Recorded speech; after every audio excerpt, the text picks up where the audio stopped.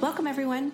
I'm Sue Barber, author, former IT director for a Fortune 500 company, turned executive coach, and this is the Visibility Factor podcast, where we explore how to raise your visibility and play bigger at work and in life. We'll explore key topics and welcome guests that help you shift your thinking about yourself so you can see new possibilities for your leadership. I'm on a mission to create a visibility movement for leaders to show their value and be seen for their true talent. Are you ready to take the next step towards a higher level of visibility for yourself? Let's go. Hello, everyone. Welcome back to the Visibility Factor podcast. This is Sue Barber, your host. I'm thrilled today to bring you my guest, Karen Williams, who calls herself a book mentor and has a ton of knowledge around personal brand, visibility, and helping people get their books out into the world. And you know that is no joke. I am in the midst of my own launch right now, and I know she can relate to that. So welcome to the show, Karen. I'm so thrilled to have you here. Thank you for inviting me, Sue. I'm delighted to be here. I'm delighted to be talking about visibility. It's a core part of what I do as well. Yeah, I'm really excited to be talking to you.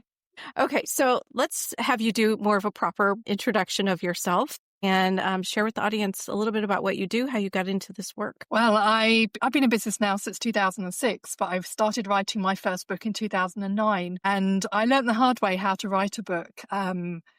And actually, the way I got into the whole coaching side of things, which is how I started, I'm sure we'll touch on later as well. Mm-hmm. But I wrote my first book in 2009. I learned the hard way, had to work out how to write the book, how to get it published, how to get out of my own way when that got in the way. I'm an introvert by nature. And I said never again after that first book, even though it really transformed my business. And I'm on book number 11 right now. So I know what it's like to go through the launch myself. And for the last 11 or 12 years, I've been supporting business owners with their book. And ironically, it's to help them to become more visible, to help them to stand out, to be credible, to be the experts that they know they already are, but to really help to build that level of expertise outside of maybe their normal sphere of influence. So that's really what I do on a day-to-day basis. So I love writing, I love connecting, and I love doing podcasts, which is a good thing, isn't it? It is. And I'm excited to be on your podcast soon. I was looking through all of the episodes that you have. It's called Business Bites. Is that? Business Book Bites. Right. And I thought it was really, there's some great topics you have in there for authors. So anyone who hasn't heard her podcast, I'll make sure it's in the notes. But there's some great topics around AI and a bunch of other things that you talk about. So I'm excited to binge listen to that really soon. So let's start off with, I'm a new author. I'm coming to you. I want to write this book. I don't really know how to write a book. I don't really know what to do. What is your first bit of advice? Like, what helps people really get comfortable with the idea that they can actually write a book? Gosh, that's a big question. I think partly many of my authors, they're writing a book to build their credibility. So they're not writing about a subject they don't know about. So the first off is deciding, A, what are you writing? And also, why are you writing it? Because when the going gets tough, or you wake up at 3:00 in the morning thinking, I really want to write, it's the knowing your why, knowing why you're doing it and the purpose behind it will keep you going. But you do need to know what you're writing about, who you're writing it for. And ultimately, it's creating that really strong, compelling idea that will get you started. But we also know that the inner critic can get in the way for more often than we care to admit, as it did with me for the first book. And I would love to say it never happened for any of the others. And if I said that, I would be lying. But I think there's so many things can get in our way. For many, it's like, I don't know how to get started. I don't know how I'm going to find the time. But it is really about finding that first perfect idea that's going to keep you excited and it's going to keep you motivated.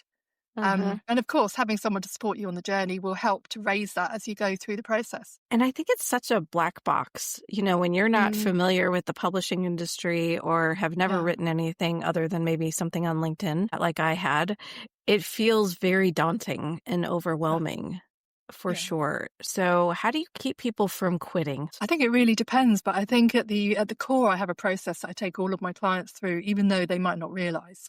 So, there's a process that helps them to stop feeling so overwhelmed. So ultimately, if someone's working with me, they only need to know the next step. They don't need to know the next 20 steps. So my job is to guide them through things step by step so they actually feel like they're in control of what they're doing. In terms of a book, if you're looking to write something that's normally around 50,000 words, that can feel daunting.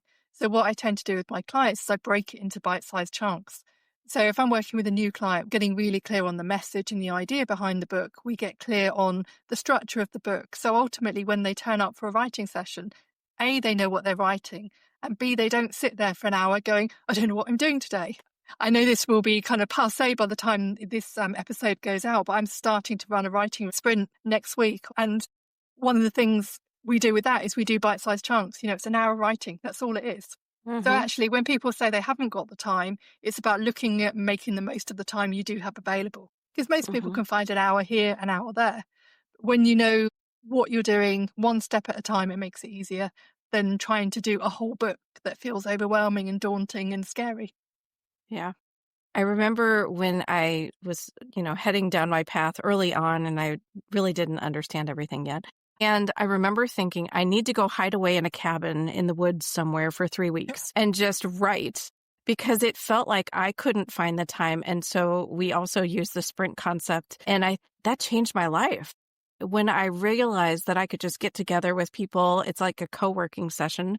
For those of you who aren't familiar with the sprint terminology, it's where you get together and you basically write and you can break it in half or you can do it for the whole time. But it's just the community coming together and everybody focused on their own stuff. But it's easier to do when you know other people are going to be there supporting you too. Yeah, so I ran the sprint for the first time in the summer and it got to around about week 3 when people were saying to me, when are you doing it again? And I was doing it next summer. And they said, no, we want one before that. And everybody signed up again for the autumn sprint and more, which is amazing. So I'm really looking forward to doing it. But it's also prompted me to start my writing. I said right at the very beginning, Sue, that I'm writing my 11th book. I am very, very early days. I used the summertime to get really clear on my proposal, my synopsis. I was away for a couple of weeks where I spent probably about half an hour a day really getting clear on the structure. And that will make it so much easier to start writing next week because I'm doing it alongside my clients, which is, I can't think of a better place to do it, alongside that community, that support. Of course, my job is to support them, but I also have, 45 minutes of time where I can focus on my own writing, which is lovely. Yeah. And for those people who do like to go away, and I am one of them, I do run a writing retreat in Spain as well. What's not to love about that? Lovely. There is something about that immersion, though, that is quite powerful because I do like to, I'm writing a book now. I would like to go away and do some writing, but I also know that I have quite a good plan now. So I should be able to write it, Yeah. with that consistency. But it is about that consistent action.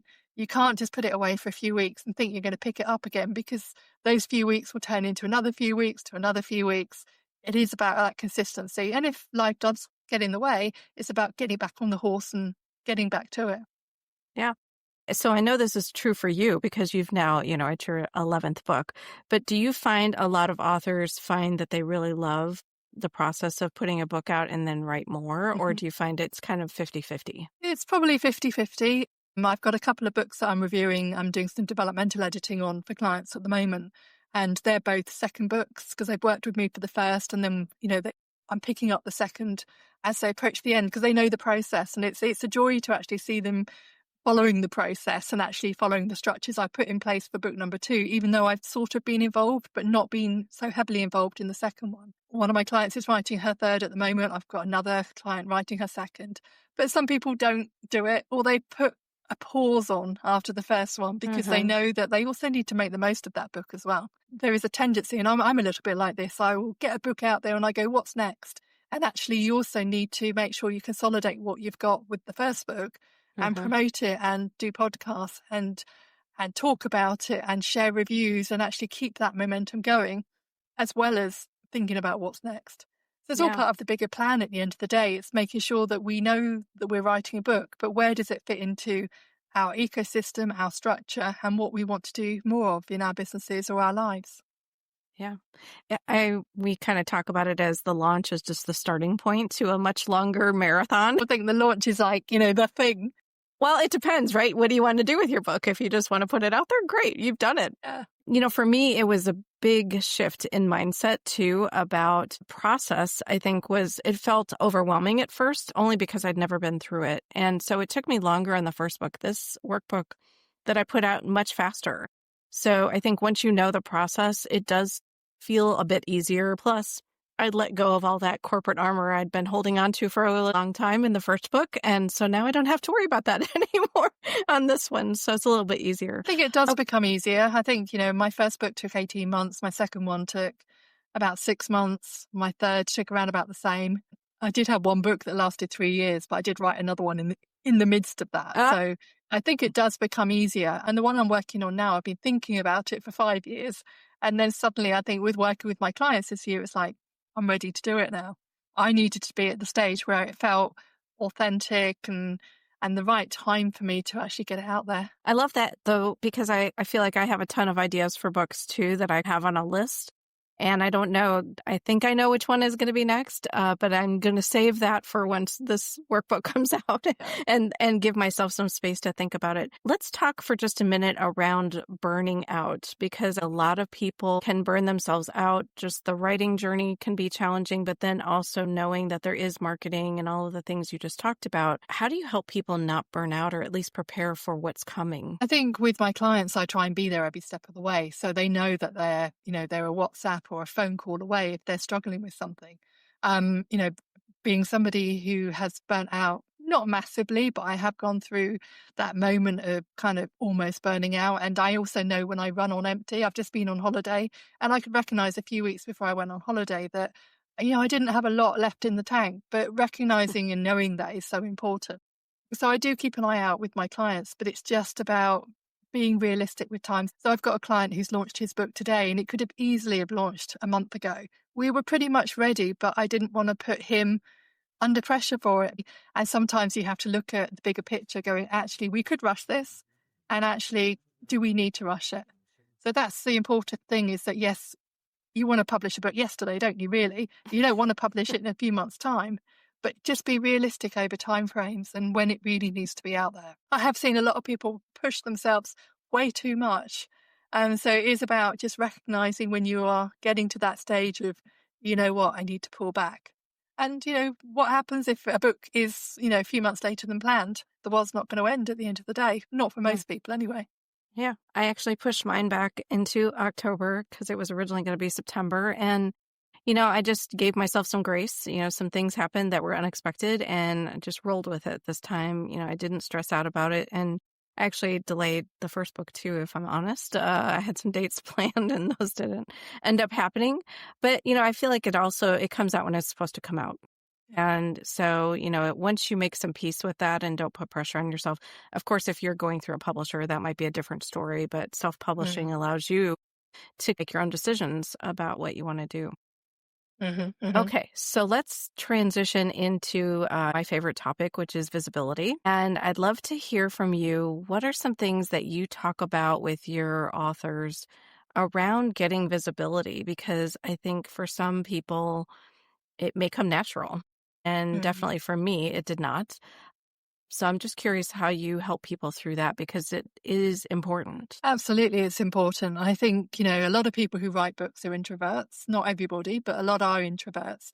And one of the reasons why we write our books is to express ourselves through writing. But we also do need to get the books out there. If you think about when you publish a book, there will be people, if you've done it right, within your community who are interested in buying the book, interested in working with you. But actually, you do need to reach people who don't know about you yet. You can't put your book on Amazon or any of the other platforms and hope people are going to find it.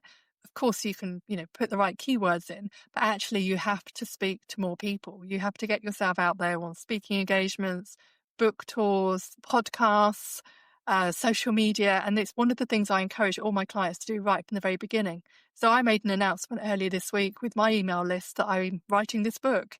And I've written 2 very draft chapters and a few paragraphs. So I'm putting it out there already, and I will take people on the journey with me, because that's what I would encourage my clients to do. Now, not everybody does it, and some people feel a bit scared by it because you're talking about something that hasn't existed yet. But actually, there is that motivation. I put a declaration out earlier this week to say I will have the first part drafted by around about the 5th of December, very latest Christmas. And that's quite scary as well, because I now have to deliver on that. And it may be that the only person who remembers that is me, but I feel that I have an obligation to do it. And actually, I want to do it, to be fair. So being visible is one of the things, if you're writing a book, be visible right from the very start. Visibility didn't come naturally to me. I know we've got a similar story in terms of work-related story. So the reason I became a coach back in 2006 is because my boss said to me one day, "I wish you'd stand out more," where I was in a meeting and I'm a reflector. I didn't say too much. I was quite quiet. And it was one of the things that prompted me to almost say, "I'll show you." And I think that's been part of my life ever since. So I do push myself. I do go outside of my comfort zone quite a lot. But I think the more you push yourself outside your comfort zone, the more it grows as well. So I love Hmm. doing podcasts. Like, as you said, I've got my own podcast now as well. Had that for a couple of years. So it is really about taking those baby steps. And I think in terms of visibility, we don't have to do everything. You don't have to be on every single platform. You don't have to be standing in front of groups of 1,000 people. It's choosing the things where your ideal readers, ideal clients, ideal people hang out and doing a few things well rather than trying to do a lot of things badly. If you look at, LinkedIn, for example, right now, there's so much. It can Mm. be overwhelming and feel like there's a lot of noise. And how do you break through that? What are some of the top tips that you give to people that has worked for them? Storytelling, authenticity, being real. I think that's the main thing when it comes to LinkedIn. I always find that my most successful LinkedIn posts are those that I've done off the cuff without really thinking, normally the personal stories, Yeah. whereas the ones I carefully craft to make look lovely, and I might use Canva and create a carousel or something, they're the ones that don't really do so well. But the Yeah. conversations, it's the memories, it's I did quite a few things in 2012 that really pushed my comfort zone. If I share like memories of, I did the Inca Trail and I did a parachute jump and things like that, that's the sort of thing is more likely to get traction. My husband and I just had our anniversary. That's got quite a lot of traction as well. So it tends to be those personal stories that tend to engage people so much more than, hey, this is what you do and how you do it. But I think there is a time and a space for both because people want to Uh-huh. know, they want pieces of advice, they want to know how to do things. But also, I think having that personality and being willing to be vulnerable is going to make a difference. Yeah. And I think part of it is like building know, like, and trust with people that you don't know. Absolutely. And I feel like for me, I leverage a lot of vulnerability, which was Mm, scary at first, for sure. of course. And it was easier to do when it was just my blog, right? But then once I attached it to the book and all the stories in the book, and a lot of that I hadn't shared with anyone really before the book came out. It it helped me, I think, find my voice, and it helped me relate to what was happening with other people, and then they could in turn relate to my stories and my experiences that they were going through. I also find when I just post something like AJ's editing retreat, and I posted a beautiful picture of Lake Superior, which is gorgeous, right? And so I just talked about that experience and being there. And I am a true believer too that if you can give a peek under the tent about Mm, this process of writing and even the marketing side, any piece of it, it's an unknown to many people. Not everybody writes a book, and not everybody has the patience to do it. And so I think they're just in awe a little bit or admire you for doing it. And to me, it's just about doing the work. So it all comes together the way it's supposed to at the end of the day. And in whatever you post, I think as long as you're authentic. I love that you said that. What is the biggest challenge with people putting more of themselves out there from their personal perspective? I wrote my own story back in 2015, 2016 called The Mouse That Roars, which is my personal story. And when I wrote that book, the biggest challenge I had is that it was about me and it wasn't about other people. So how much of other people do you put in the book without upsetting people? And I find Hmm. that, most of my clients are writing non-fiction self-help books, but I do work with a fair number of clients who are writing memoirs, autobiographies. And then you've got that added nuance, I guess, of having other people. So I remember working with a client many years ago who he had signed a compromise agreement with work, which means that he wasn't able to talk about the way in which he parted that organization. So we had to get legal advice.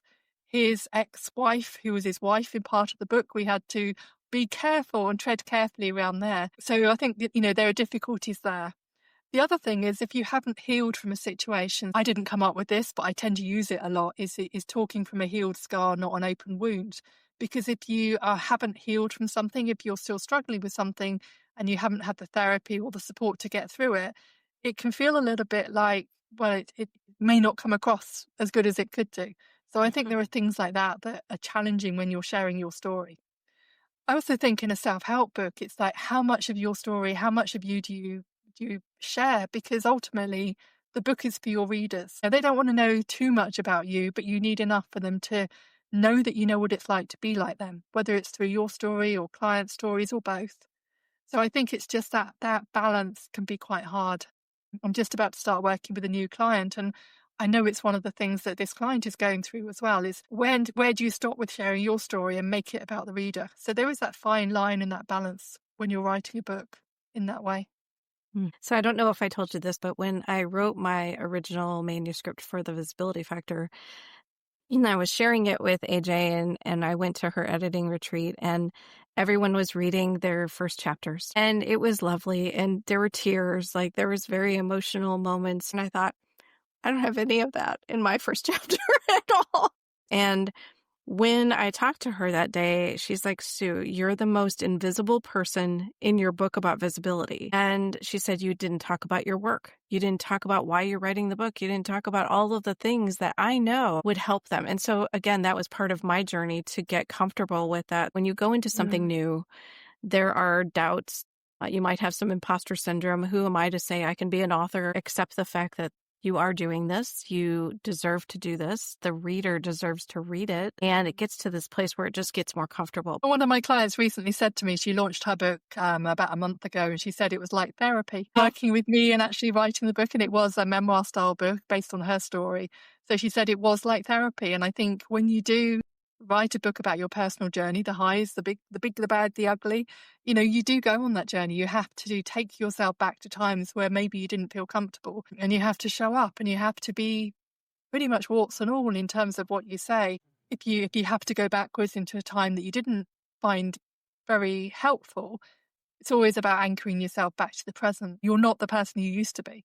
And I think Mhm. it's that memory, is that kind of shift, that change of state, I'm using NLP terms, is something that's important, is just making sure we ground ourselves back into the present if we're writing about something that's painful as well. So just another tip for authors or people thinking about writing a book, or even people that have gone through something difficult that they're trying to get through now, is that, we grow, we progress, we move on. I was that mouse. I still am that mouse sometimes if I allow her to come into my life. But I'm also the raw that is showing up and actually hopefully making a bigger difference in people's lives. I definitely felt all of those things that you just talked about for sure.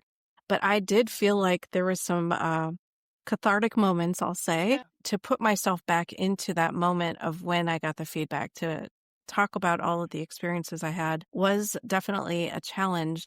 And in the new workbook, I did the same thing with first job. And so I went back in time to first job and had another aha moment. So I really believe that reflection helps us to grow and to recognize that now that that's in the past, we can look at it with different, wisdom, a different set of experiences under our belt, a lot more confidence probably, and start to see that it doesn't define us. It isn't the one thing that we need to hold on to forever. Now we have grown and we can let that go and move forward into something else. Yeah, and I think the great thing about a book as well, Sue, is the fact that we validate our experience as well, don't we? One of the things I find myself and also with my clients is that to write a book, we recognize what we already know, we recognize the gaps in our knowledge, and we will seek to fill those gaps by research and by interviews, surveys, or some sort of secondary research. So actually, you become more knowledgeable, more experienced, more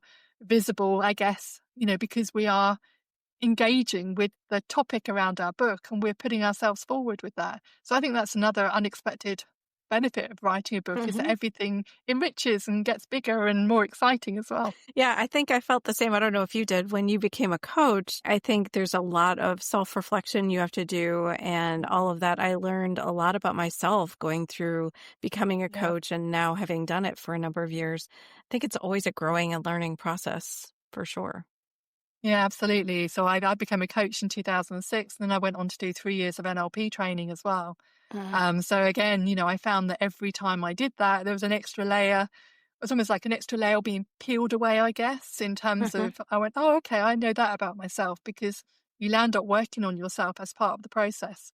So for me, I think, I got into coaching because I had coaching, which I know happens for many people as well. I had Yes. coaching to help me. And then I went, oh, I'd quite like this. I'd quite like to work for myself, not realizing everything that I'd have to do to create a business. That's a different Hmm. story. But Yeah. actually, I found something and I thought, well, if I've changed, I want to help other people change as well. So, Yeah. I know that I'm not unusual in terms of that approach. Yeah. I was so excited when I met with, she was my first, I'll say, real coach. And I thought, this is a job? Like, you can do this? Yeah. It's like, wow, I had no idea. I just want to step back for 1 second. For those who don't know what NLP is, I do, but I would love for you to share a little bit about that and your experience with it, because I know how powerful that is. Gosh, it's quite a long time ago now. It stands for Neuro-Linguistic Programming. It was originally introduced by Richard Bandler and the other guy whose name has totally gone out of my head now. I think it was 50 years ago. I think their 50th anniversary came up recently. And it is about really reprogramming our, the things in our head, basically. To be fair, I don't tend to use it that much anymore, but it's one of the tools in my toolkit, because it can apply to things in the workplace around rapport, relationships, definitely communication.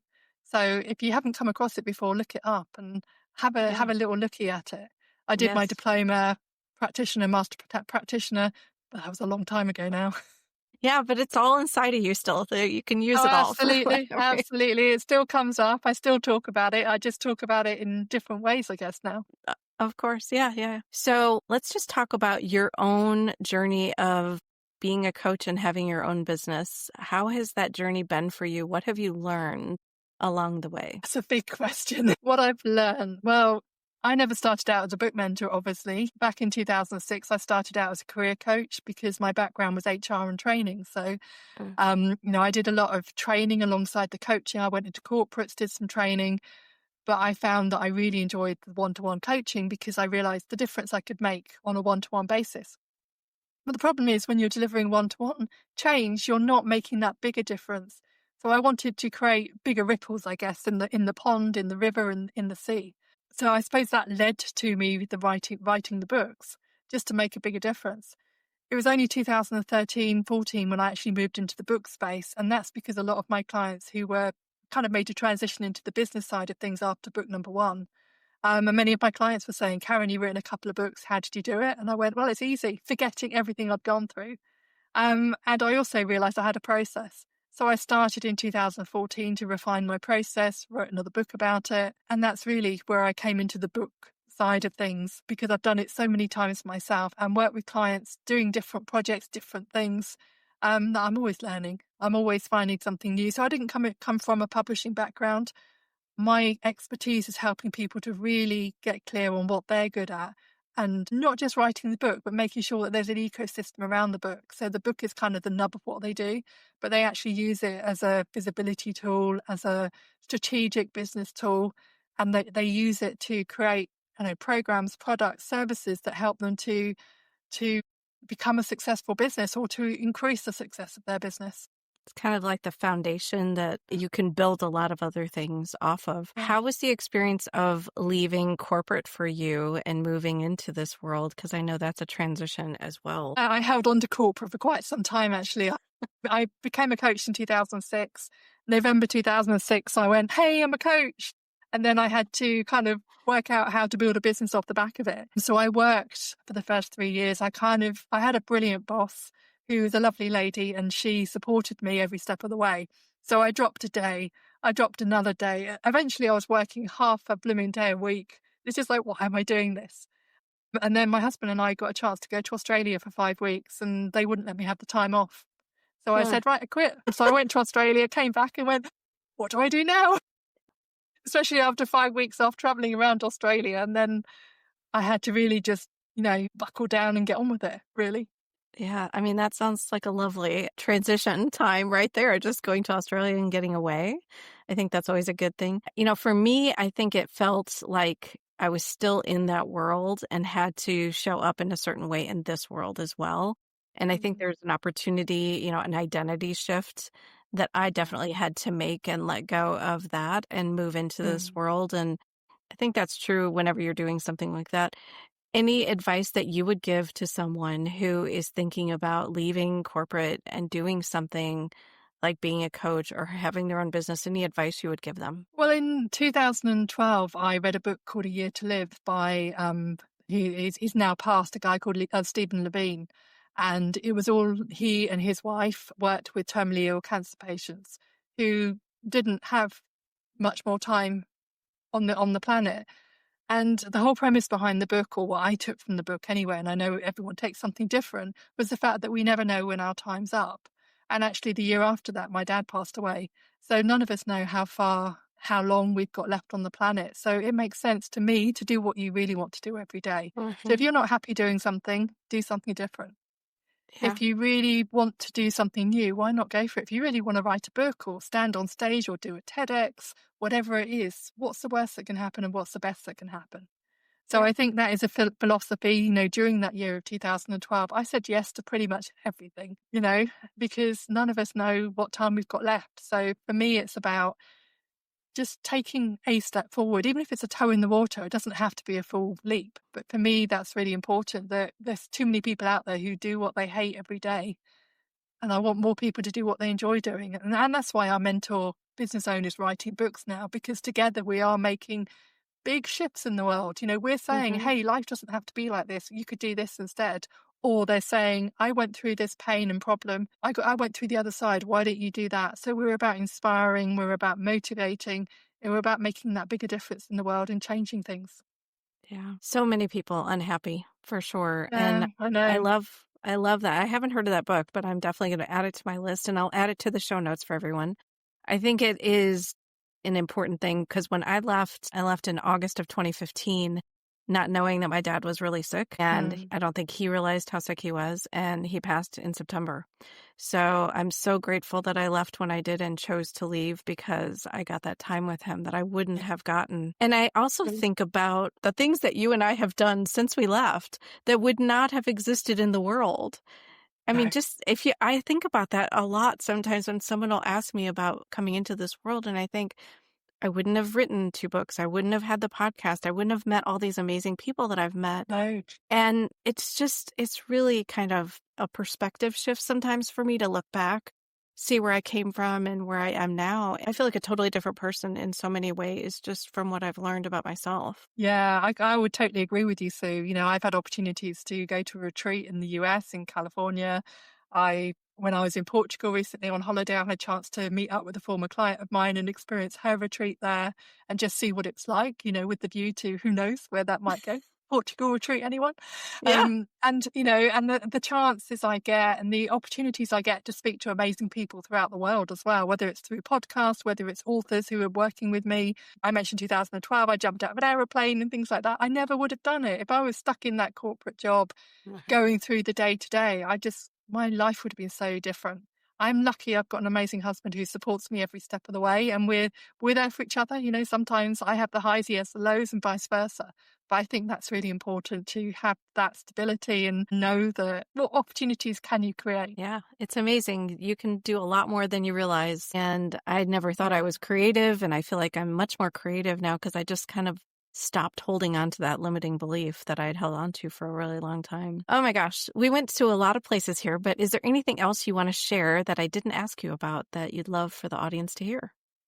I don't think so. If anyone is looking to build their visibility with a book, check out my website. I know you'll include it in the show Yes. notes anyway. So, Yeah. and anything I can do to support people, I think, yeah, I'm just going to reiterate the fact that if you really want to do something like write a book, it's not outside of your capability. I think we can all do it.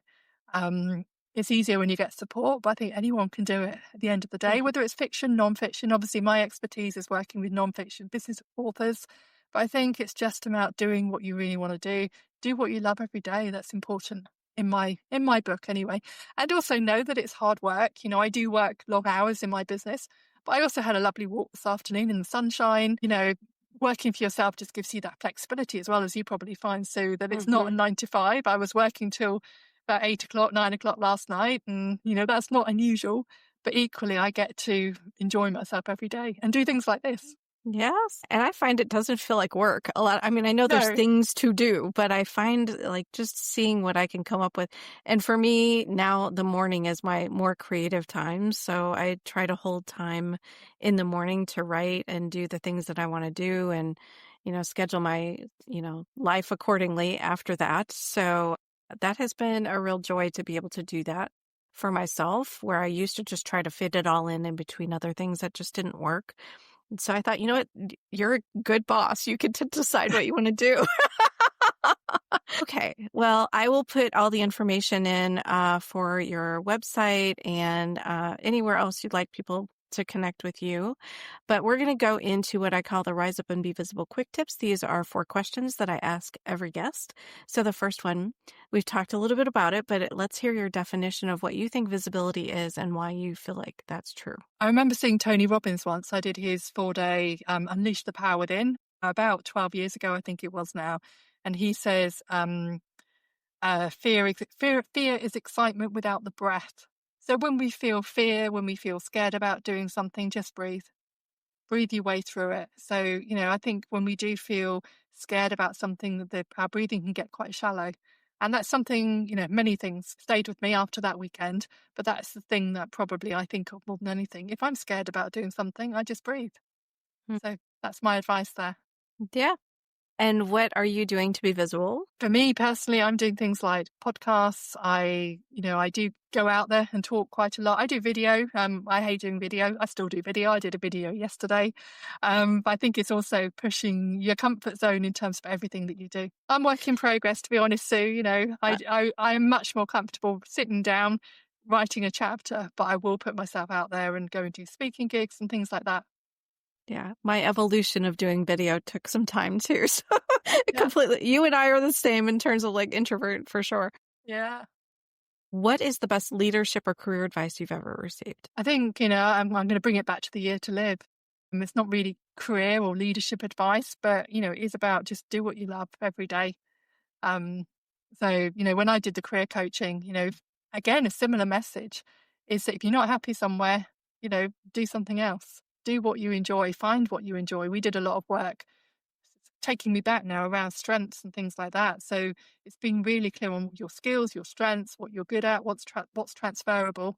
So hopefully that'll help your listeners as well, is thinking about what are you good at and what do you want to do more of in your life. And what is a book you would recommend? So I was thinking about this yesterday when I was preparing, because there's lots of books I could recommend. I know we connected through Deborah Nash, who's also written a brilliant book as well. But the one that came to my mind is The Big Leap by Gay Hendricks. So he talks about the upper limit problem. I don't know if you've come across it, Sue. I have. Basically is we achieve a certain amount of success and then we limit ourselves. We stop ourselves doing the next thing. I read that many years ago. It's not a recent book, but I think it's something that still sticks with me, that upper limit problem, that when I face my own upper limit problem as well, I'm not immune to it. But it is just about sort of, almost knocking on the ceiling and going, okay, so let's push it up a little bit further.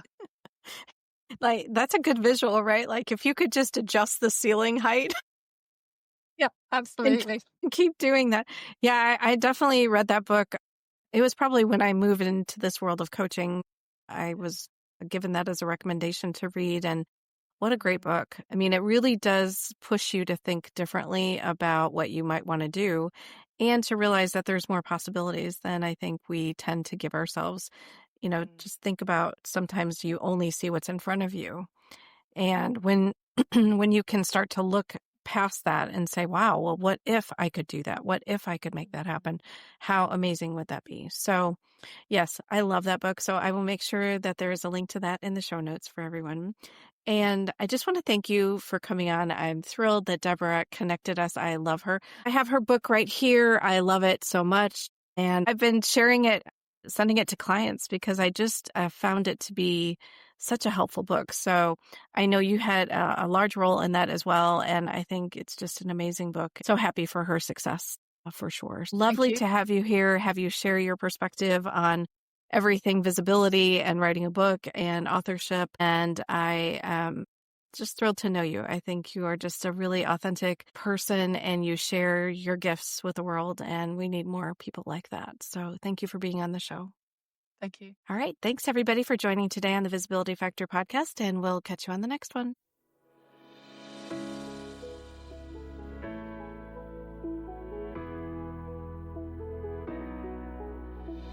Thanks so much for listening to the Visibility Factor podcast. Remember that visibility starts with small steps that are intentional and consistent each day. Be bold, be visible, be the leader you were meant to be. Find us and subscribe on Apple Podcasts, Spotify, and wherever else you listen to podcasts. Follow us on all of our social media platforms, which are highlighted in the show notes. Thank you for listening, and we'll see you next time on the Visibility Factor podcast.